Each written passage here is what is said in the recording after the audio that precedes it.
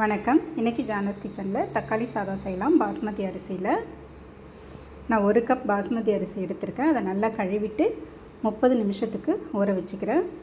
ஒரு பேனில் 1 ஸ்பூன் அளவுக்கு எண்ணெயும் 2 ஸ்பூனுக்கு நெய்யும் சேர்த்துருக்கேன். அது காஞ்சதும் அதில் ஹோல் கரம் மசாலா 2 போட்டுக்கலாம்.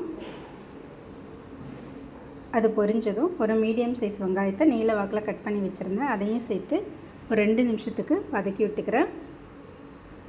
இது கூட 2 பச்சை மிளகாய் கீரி போட்டிருக்கேன். 5-6 பல் பூண்டு போட்டிருக்கேன். அதையும் சேர்த்து ஒரு நிமிஷம் வதக்கி விட்டுக்கிட்டு இஞ்சி பூண்டு பேஸ்ட்டு 1 ஸ்பூன் அளவுக்கு சேர்த்துருக்கேன். இதை சேர்த்துட்டு இந்த இஞ்சி பூண்டு பேஸ்ட்டோட பச்சை வாசனை போகிற அளவுக்கு ஒரு 2 நிமிஷம் வதக்கிக்கலாம். அது வதங்கின பிறகு அதில் புதினாவும் கொத்தமல்லியும் கொஞ்சமாக சேர்த்துருக்கேன். சேர்த்துட்டு ஒரு வாட்டி கலந்து கொடுத்துட்டு நல்லா பழுத்த தக்காளியாக ஒரு மீடியம் சைஸ் தக்காளியை மிக்சியில் நல்லா பேஸ்ட்டு மாதிரி அரைச்சி வச்சுருந்தேன். அதையும் சேர்த்து நல்லா கலந்து விட்டுக்கிறேன். இப்போ இதில் 2 சிட்டிகை மஞ்சள் தூள், காரத்துக்கு 1/4 ஸ்பூன் தனி மிளகாய் தூள், கொஞ்சமாக கரம் மசாலா தூள், இந்த தக்காளி சாதத்துக்கு டேஸ்ட்டுக்கு தகுந்த மாதிரி உப்பு, இதெல்லாம் சேர்த்து நல்லா கலந்து விட்டுட்டு ஸ்டவ்வை மீடியம் ஃப்ளேம்லேயே வச்சு ஒரு 2 நிமிஷத்துக்கு இதை மூடி வச்சிடுறேன். 2 நிமிஷம் கழிச்சிட்டு ஓப்பன் பண்ணிக்கலாம். இப்போ நல்லா எண்ணெய் பிரிஞ்சு தொக்கு மாதிரி வந்திருக்கும். ஒரு வாட்டி கலந்து கொடுத்துட்றேன்.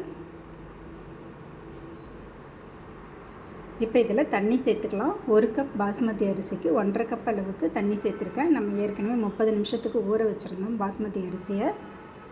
இப்போ இது கூட ஒரு மீடியம் சைஸ் நல்ல பழுத்த தக்காளியாக பார்த்து சின்ன சின்னதாக கட் பண்ணி வச்சுருந்தேன். அதை இந்த நேரத்தில் சேர்த்துக்கிறேன். சேர்த்துட்டு இதை நல்லா கொதிக்க வச்சிடலாம் மீடியம் ஃப்ளேம்லேயே வச்சு. இப்போ தண்ணி நல்லா கொதிக்குது. இந்த நேரத்தில் நம்ம ஊற வச்சு வச்சுருந்த பாஸ்மதி அரிசியை அதில் சேர்த்துக்கலாம்.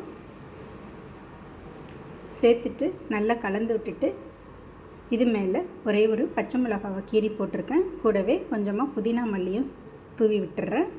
தூவி விட்டுட்டு ஸ்டவ்வை நல்லா லோ டு மீடியம்லேயே வச்சுட்டு மூடி போட்டு இதை குக் பண்ணிக்கலாம். இது நல்லா வெந்த பிறகு இது மேலே கொஞ்சமாக வறுத்த முந்திரி பருப்பும் 1 ஸ்பூன் நெய்யும் சேர்த்துக்கிறேன். சேர்த்துட்டு நல்லா கலந்து விட்டுடலாம். அவ்வளோதாங்க, ஒரு ஈஸியான தக்காளி புலாவ் ரெடி ஆகிடுச்சு. இது லஞ்ச் பாக்ஸுக்கெலாம் கொடுத்து அனுப்பலாம். ரொம்ப டேஸ்ட்டாக இருக்கும். தேங்க்ஸ் ஃபார் வாட்சிங்.